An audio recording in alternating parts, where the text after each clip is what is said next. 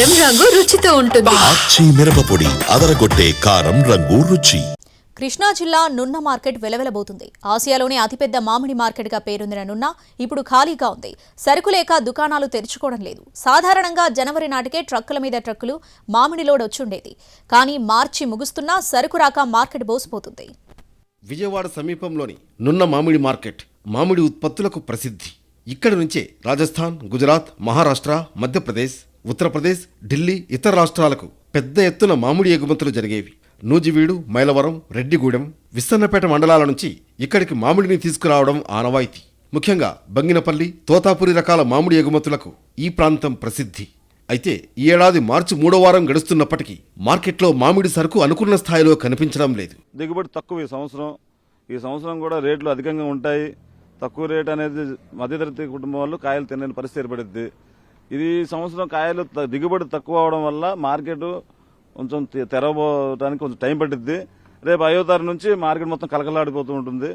ఈ సైజ్ ఇప్పుడు మామిడికాయ ఈ సైజు ఉంది. కొన్ని చోట్ల ఈ సైజు ఉన్నా మేము కాయ కోసాము, కోపించాము, రైతుకు అమ్మాము. రైతు సరుకు అమ్మాము, వేరే వాళ్ళు ఢిల్లీ సైడ్ కొన్నాడు.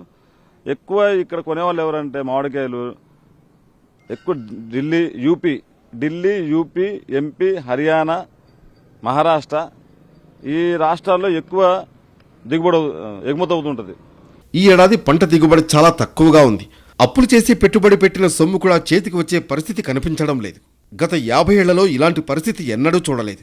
కూలీల కోత ఖర్చు, రవాణా ఖర్చులు విపరీతంగా పెరిగిపోయాయంటున్నారు నున్న మార్కెట్ కమిటీ సభ్యులు. మామిడి పంటకు ప్రసిద్ధి చెందిన ఉమ్మడి కృష్ణా జిల్లాలోని నూజివీడు, మైలవరం, రెడ్డిగూడెం, విస్సన్నపేట ప్రాంతాల్లో వెలిసిన స్థానిక మార్కెట్లు నున్న మార్కెట్పై ప్రభావం చూపుతున్నాయి. రైతులు 30 నుంచి 70 కిలోమీటర్ల దూరంలోని నున్న మార్కెట్కు తీసుకురాకుండా స్థానికంగానే అమ్ముకుంటున్నారు. రవాణా ఖర్చులకు జడిసి రైతులు వెనకడుగు వేస్తున్నారు. ఇతర రాష్ట్రాల నుంచి వచ్చే సెయిట్లు కూడా ఆసక్తి చూపడం లేదు. ఒకప్పుడు ఓ వెలుగు వెలిగిన నున్న మామిడి హోల్సేల్ మార్కెట్ను ప్రభుత్వమే పరిరక్షించాలని స్థానికులు, మామిడి రైతులు కోరుతున్నారు. మార్కెట్కు వచ్చే మామిడి రైతులకు కనీస సదుపాయాలు ఏర్పాటు చేయాలని అధికారుల్ని వేడుకుంటున్నారు.